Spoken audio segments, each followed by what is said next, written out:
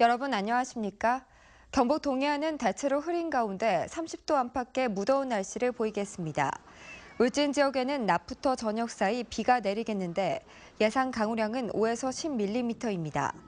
오늘 낮 최고 기온은 포항과 경주, 영덕이 31도, 울진과 울릉도는 28도로 후텁지근하겠습니다. 동해상에는 흐리고 간간히 비가 오겠고 동해 남부 앞바다의 물결은 0.5에서 1m로 일겠습니다. 내일도 대체로 흐린 가운데 낮 기온이 오늘과 비슷한 무더위가 이어지겠습니다. 경상북도는 계란 안전관리 종합대책을 마련해 시행하기로 했습니다. 경상북도는 132개 친환경 인증 농장을 포함해 259개 산란계 농장에 대해 분기별로 피프로닐 등 27종의 살충제 성분을 검사하기로 했습니다. 또 부적합 농장에 대해서는 6개 반 18명으로 구성된 사후관리반을 운영해 추가로 생산되는 계란과 사육하고 있는 닭의 반출 여부 등을 매일 점검하기로 했습니다. 이와 함께 도내전 산란계 농장의 생산자명을 데이터베이스화해서 관리하고 생산자에 대한 교육도 강화하기로 했습니다. 가파르게 증가하던 대구 경북의 가계대출이 5개월 만에 감소세로 돌아섰습니다. 한국은행 대구 경북본부에 따르면 지난 6월 말을 기준으로 대구 경북 예금은행의 가계대출 잔액은 전달보다 351억 원 줄어든 38조 7,978억 원으로 집계됐습니다. 특히 주택 관련 대출은 전달보다 1,667억 원 줄어 2달 연속 감소세를 보였습니다. 포항시 지정 6개 해수욕장이 어제 일제히 폐장했습니다. 해수욕장을 찾은 피서객은 400여만 명으로 지난해의 420여만 명에 비해 20여만 명이 감소했습니다. 이는 불빛축제 메인 행사가 영일대 해수욕장이 아닌 형산강변에서 열린 데다 피서 성수기 8월 초 주말에 흐리고 비가 온 영향으로 풀이됩니다. 포항 지역 해수욕장은 지난 6월 17일 영일대 해수욕장을 시작으로 나머지 5개 해수욕장은 6월 24일 개장해 짧게는 58일, 길게는 65일간 운영됐습니다. 익사 사고가 잇따랐던 영덕 옥계 계곡에서 최근 3년간 단 한 건의 물놀이 사고도 발생하지 않았습니다. 영덕군은 계곡 내에서 물놀이 사고가 자주 발생하는 10곳을 위험지구로 지정하고 인명구조요원 6명을 배치해 사고 예방에 나선 것이 결실을 맺은 것으로 평가하고 있습니다.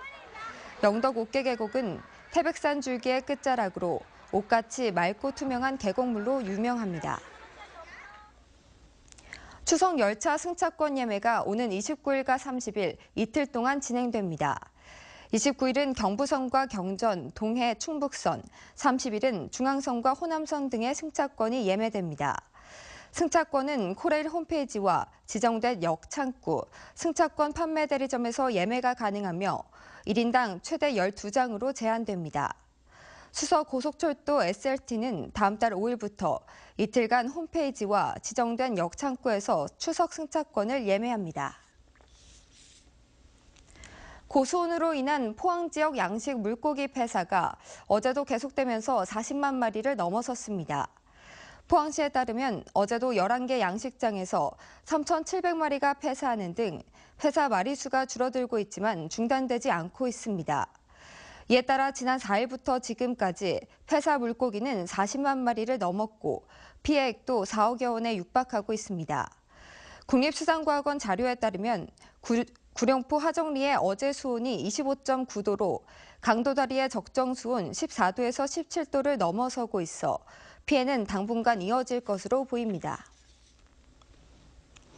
환경부는 환경오염 피해자들에게 정부가 구제급여를 우선 지급하고 원인자에게 구상권을 청구하는 환경오염 피해 구제급여 선지급 시범사업을 추진합니다.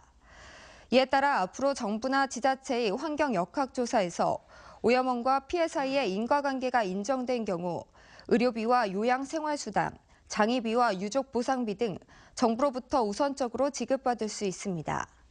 환경부는 다음 달 29일까지 이번 시범사업 신청을 받으며 관련 법령 개정안을 마련해 내년부터 본격 시행할 계획입니다.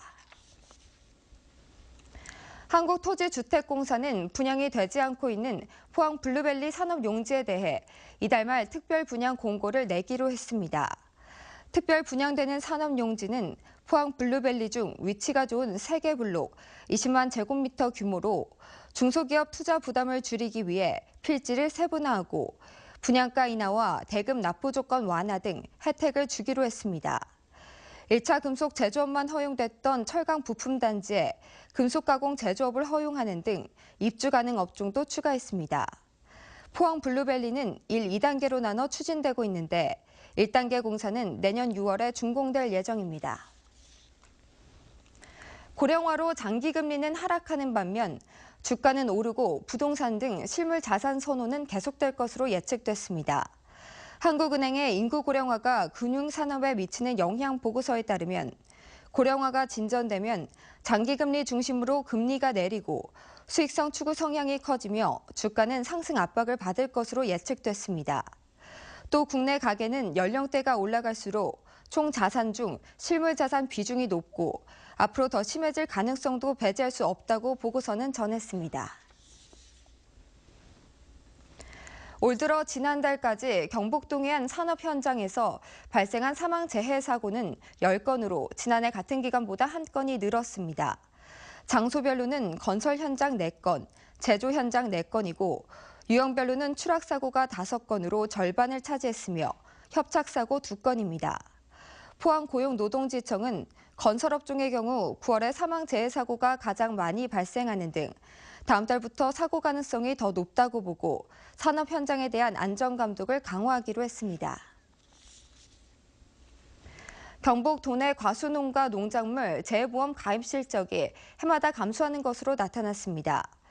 NH농협손해보험 경북지역 총국에 따르면 올해 경북 사과 농가와 정부, 지자체가 납부한 재해보험 순보험료 납입 금액은 554억여 원으로 지난해 순보험료 778억여 원과 비교해 28.8% 줄었습니다.